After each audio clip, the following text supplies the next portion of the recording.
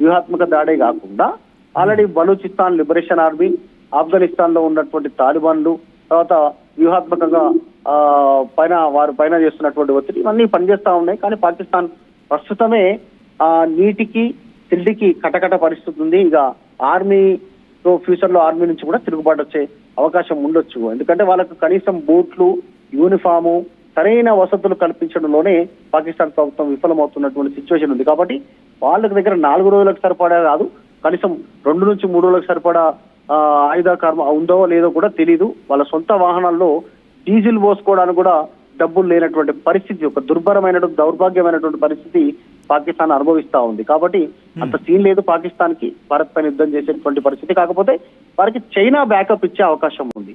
ఎందుకంటే భారత్ ఫ్యూచర్ లో జీడిపి పరంగా కానీ ఆర్థిక పరంగా కానీ అన్ని రకాలుగా భారత్ ఒక్కసారి మీరు లైన్ లో ఉండే ప్రయత్నించండి. కొన్ని రిపోర్ట్స్ ఏం చెప్తున్నాయి నేను ప్రజల ముందు ఉంచే ప్రయత్నం చేస్తాను. ఎందుకంటే ఇది ఒక రిపోర్ట్, మరి ముఖ్యంగా ఫిబ్రవరి 13, 2023న ఒక వెబ్సైట్లో రాసుకొచ్చిన అంశాన్ని నేను ముందు ఉంచే ప్రయత్నం చేస్తాను. ఇక్కడ ఏమంటుందంటే ఆ వెబ్సైట్, పాకిస్తాన్ యుక్రెయిన్కి 10,000 రాకెట్లను పంపించింది. అవి కూడా ఏంటి, grade multiple launch rocket systems, వీటిని పంపించింది. ఎప్పుడు అనేది అంశానికి సంబంధించి ఇక్కడ క్లియర్గా మెన్షన్ చేయలేదు. బట్ అంతకన్నా ముందు పాకిస్తాన్ అధికారులు ఇటు ఎమినేషన్ షిప్పింగ్, మరి ముఖ్యంగా కరాచీ పోర్ట్ నుంచి ఈ ఆయుధాలని షిప్మెంట్ చేయడం జరిగింది. వాటికి ఆయుధాలను షిప్మెంట్కి సంబంధించి వాళ్ళు అప్రూవల్ ఇచ్చారు అనేది ఆ కథనం సారాంశం. దాంతోపాటు ఇవన్నీ ఎలాగ వెళ్ళాయి, యుక్రెయిన్కి వెళ్ళాయి. ఎట్లా, జర్మన్ పోర్ట్, ఎందన్లోని జర్మన్ పోర్టు, అలాగే పోలాండ్ త్రూగా అక్కడికి వెళ్ళడం జరిగింది అనేది ఆ రిపోర్ట్లో చెప్పుకొచ్చారు. దాంతోపాటు ఇంకా ఏం చెప్పుకొచ్చారంటే, పాకిస్తాన్ ఆయిల్ ప్రైసెస్ని రెడ్యూస్ చేసుకోవడానికి రష్యా నుంచి తెచ్చుకుంది అనే అంశానికి సంబంధించి కూడా ఇక్కడ చెప్పుకొస్తున్నాయి. దాంతోపాటు ఆ లాస్ట్ లైన్లో జనవరి అంటే ఫిబ్రవరిలో కాబట్టి రిపోర్ట్ వచ్చింది, దానికన్నా ముందు అంటే ఒక నెల ముందు పాకిస్తాన్ 159 కంటైనర్స్, ఒక్కసారి నోట్ చేసుకునే ప్రయత్నం చేయండి, గుర్తుపెట్టుకునే ప్రయత్నించండి. 159 కంటైనర్స్తో ఈ ఎమ్యునేషన్స్ని పంపించింది యుక్రెయిన్కి. ఎక్కడి నుంచి, కరాచీ పోర్ట్ నుంచి. అలాగే దాంతోపాటు కరాచీ పోర్ట్ నుంచి పోలాండ్లోని ఒక పోర్టుకి పంపించింది. దాంట్లో ఏవే ఉన్నాయి, 155mm ప్రొజెక్టైల్స్ ఉన్నాయి, M4A2 ప్రొపెలింగ్ బ్యాగ్ ఛార్జర్స్ ఉన్నాయి, M82 ప్రైమర్స్ అండ్ PDM ఫ్యూజర్స్ ఉన్నాయి అనేది ఆ రిపోర్ట్లో చెప్పుకొచ్చారంటే క్లియర్ కట్గా అర్థమవుతోంది పాకిస్తాన్ దగ్గర.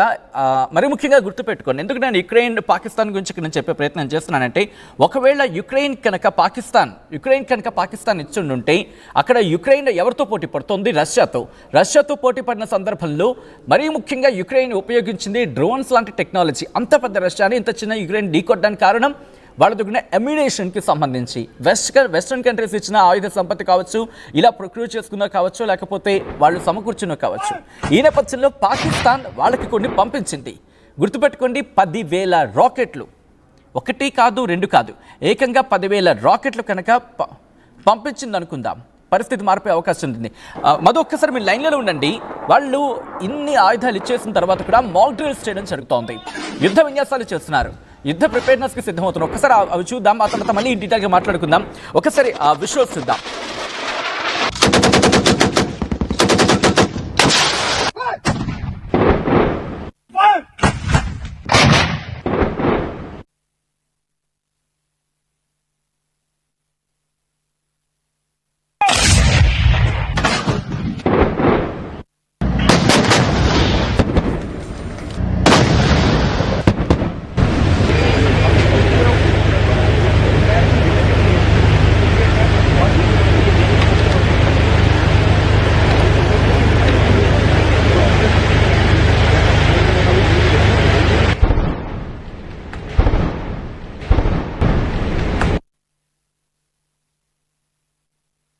రైట్, చూస్తున్నారు కదా వాళ్ళు యుద్ధ విన్యాసాలకు సంబంధించి ఇక్కడ ప్రగల్భాలు, దాంతోపాటు ఏదో ఒక మన సాధారణంగా మనం అంటూ ఉంటాం బిల్డప్, అదే కనిపిస్తోంది అక్కడ. మరి ముఖ్యంగా ఒక వీడియో రిలీజ్ చేసినప్పుడు ఒక గేమింగ్ సంబంధించి తీసుకొచ్చి వీడియోని చూపించేసి ఇదిగో మా దగ్గర ఉన్న ఆయుధ సంపత్తిని చెప్పుకున్నప్పుడే వాళ్ళ దగ్గర ఉన్న సత్తా తేలిపోయింది. ఇక్కడ ఒక వ్యక్తి కామెంట్ చేయడం జరుగుతోంది, శత్రువుని తక్కువ అంచనా వేయకూడదు అని అంటూ కూడా. ఇక్కడ ఎవరు తక్కువ అంచనా వేయట్లేదు పాకిస్తాన్ని. ఎందుకంటే పాకిస్తాన్ తక్కువ అంచనా వేయండి, ఇక్కడ ఏమి తక్కువేం కాదు.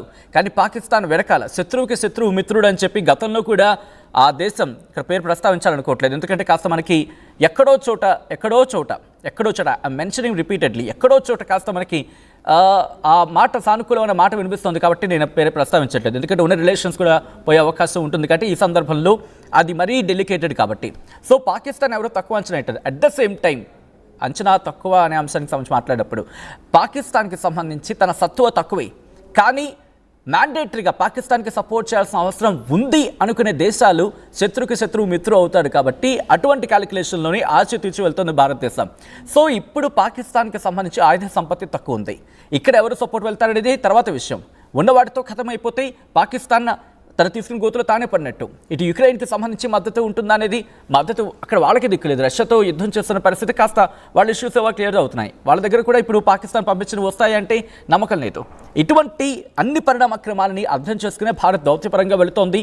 దాంతోపాటు ఇటు బలూచిస్తాన్, అలాగే దాంతోపాటు ఆఫ్ఘనిస్తాన్, దాంతోపాటు మిగిలిన దేశాలకు సంబంధించి కూడా ఆ దౌత్యపరంగా మాట్లాడుతోంది. ఒకసారి మా ప్రతినిధి మధు దగ్గరికి వెళ్ళే ప్రయత్నం చేస్తాను, ఆ తర్వాత మళ్ళీ ఇటు దౌత్యపరంగా ఎలా మనం ముందుకు వెళ్ళే అవకాశం కనిపిస్తోంది. ఇవన్నీ కూడా మాట్లాడుకునే ప్రయత్నం చేద్దాం. ఇంట్రెస్టింగ్ పాయింట్ని రైజ్ చేశారు చంద్రకాంత్ గారు, మనం మాట్లాడుకుందాం దానికి సంబంధించి కూడా. మా ప్రసిద్ధి మధు దగ్గరికి వెళ్ళే ప్రయత్నం చేస్తున్నాను. మధు, అఫ్కోర్స్ చాలా మంది క్వశ్చన్ రైజ్ అవుతూ ఉంటుంది, పాకిస్తాన్ ఎవరిని చూసుకొని, ఏ దమ్ము చూసుకొని, ఏ ధైర్యం చూసుకొని ఇటువంటి మాటలకు దిగుతోంది? మాట్లాడితే న్యూక్లియర్ అంటోంది. సో ఇక్కడ పాకిస్తాన్ కేవలం ప్రగల్భాలు మాత్రం అనుకోవాలా, లేకపోతే నిజంగా ఏమైనా వెనకాల ఒక బిగ్గెస్ట్ స్కెచ్ అయినా సిద్ధం చేసుకుంటుంది? అఫ్కోర్స్ పాకిస్తాన్ స్కెచ్ కాకపోవచ్చు, బట్ మిగతా దేశాల స్కెచ్ అయి ఉండొచ్చు.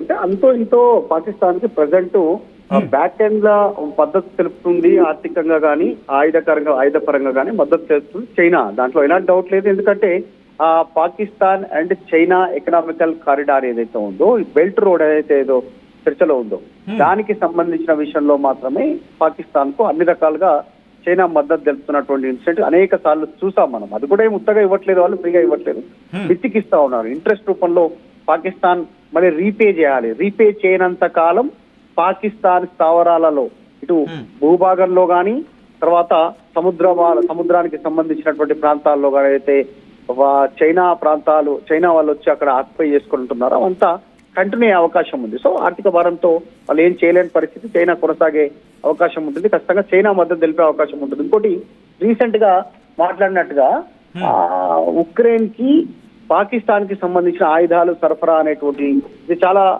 Interesting topic. ఎందుకంటే యుద్ధం కొన్ని నెలల పాటు కొనసాగింది ఉక్రెయిన్ లో, రష్యా దాడులు చేస్తానే ఉంది. దాదాపు ఉక్రెయిన్ లో ఉన్నటువంటి సిటీలన్నీ శ్మశానాలుగా మారిపోయాయి, అనేక వేల మంది నిరాశ్రయులయ్యారు, చనిపోయారు. ఇట్లాంటి సందర్భంలో అత్యంత తక్కువ ధరకు ఆయుధాలు సరఫరా చేసేటువంటి దేశం ప్రపంచంలో ఏదైనా ఉంది అంటే అది పాకిస్తాన్. అది కూడా వారికి ఉన్నటువంటి నిల్వ ఉంచుకోవాల్సినటువంటి ఆయుధాలను ఉక్రెయిన్ కు పంపాల్సినటువంటి అవసరం ఎందుకు వచ్చిందంటే, ఆర్థికంగా బతకాల్సినటువంటి పరిస్థితి. ప్రభుత్వం నడవాలన్నా, ఇక్కడ ఆర్థికపరమైనటువంటి వసతులు కావాలన్నా అమ్ముకున్నటువంటి పరిస్థితి వాళ్ళ ఆయుధాలన్నా. ఎగ్జాంపుల్ తీసుకుంటే అసలు ఒక్క ఉక్రెయిన్ సంబంధించినటువంటి కరెన్సీ, ఒక ఉక్రెయిన్ డాలర్ని తీసుకుంటే